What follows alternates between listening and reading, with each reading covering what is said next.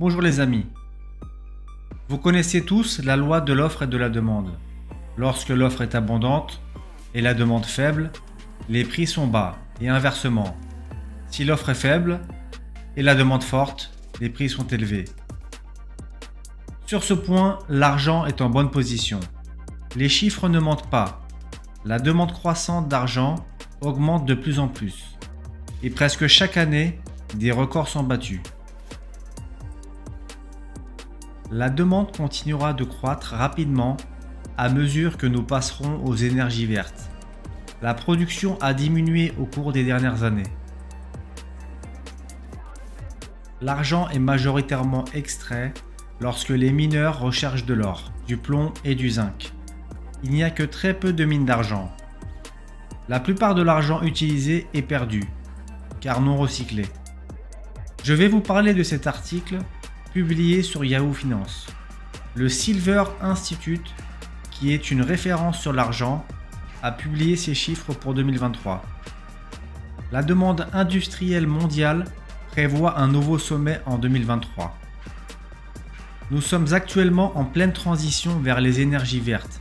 Nous le voyons bien, il y a une volonté mondiale d'atteindre le zéro émission nette de CO2 d'ici 2050.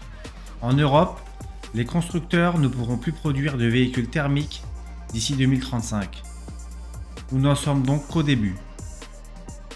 Imaginez combien de milliards d'onces d'argent il faudrait d'ici 2035. Où allons-nous obtenir cet argent? La demande industrielle d'argent devrait croître de 8% pour atteindre un record de 632 millions d'onces cette année, soit plus 8% par rapport à 2022. Les principaux facteurs à l'origine de cette performance comprennent l'investissement dans le photovoltaïque, la croissance des réseaux 5G et l'augmentation de la production de véhicules électriques. Parmi les autres faits marquants de leur rapport, citons la demande mondiale totale d'argent qui devra diminuer de 10% pour atteindre 1,14 milliard d'onces. L'augmentation de la demande industrielle en 2023 sera compensée par des pertes dans d'autres segments clés. Malgré la chute, la demande totale reste élevée par rapport aux chiffres historiques, faisant de 2023 la deuxième année la plus élevée en termes de demande. La demande de bijoux en argent et d'argenterie devrait chuter respectivement de 22 et 47%. Les deux baisses sont liées à l'Inde, car ils sont utilisés à des fins religieuses et pour les fêtes. La demande pour l'ensemble de l'année devrait se normaliser après la forte hausse de 2022.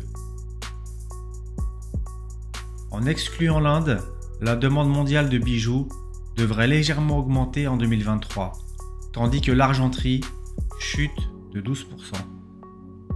Quant à l'investissement physique, il devrait chuter de 21%. Les investisseurs américains ont également diminué leurs achats, mais très légèrement. Je pense que la crise bancaire régionale y est pour quelque chose. La production mondiale d'argent devrait chuter de 2% pour atteindre 820 millions d'onces. Le Mexique et le Pérou sont les deux plus grands producteurs d'argent. À eux seuls, ils produisent 50% de l'offre mondiale. Ces deux pays ont été durement touchés par le Covid, ce qui a généré une perturbation importante dans la production. Pour rappel, la Chine est le plus gros consommateur d'argent. Nous pouvons constater que la production annuelle est de 820 millions d'onces, à laquelle vous ajoutez 181 millions d'onces provenant du recyclage, ce qui nous fait un total de 1,002 milliard d'onces de disponibles pour 2023. Quant à la demande, elle totalise 1,14 milliard d'onces, ce qui nous donne un déficit annuel pour 2023 de 182 millions d'onces.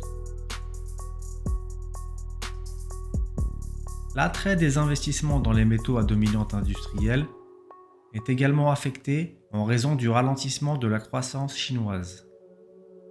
Les chiffres du Silver Institute sont très précis et il est très important de les examiner si vous êtes quelqu'un qui s'intéresse aux fondamentaux de l'argent. Si l'on analyse tous ces chiffres en termes de demande industrielle, on ne peut être qu'optimiste sur l'avenir de l'argent. Mais ces chiffres sont également à prendre avec des pincettes, car il y a tant de variables inconnues. Dans tous les cas, ces chiffres ne mentent pas. Et vous, pensez-vous que la demande d'argent sera forte dans l'industrie au cours des prochaines années? Ou pensez-vous que des substituts seront trouvés? N'hésitez pas à réagir en commentaire. Merci et à bientôt.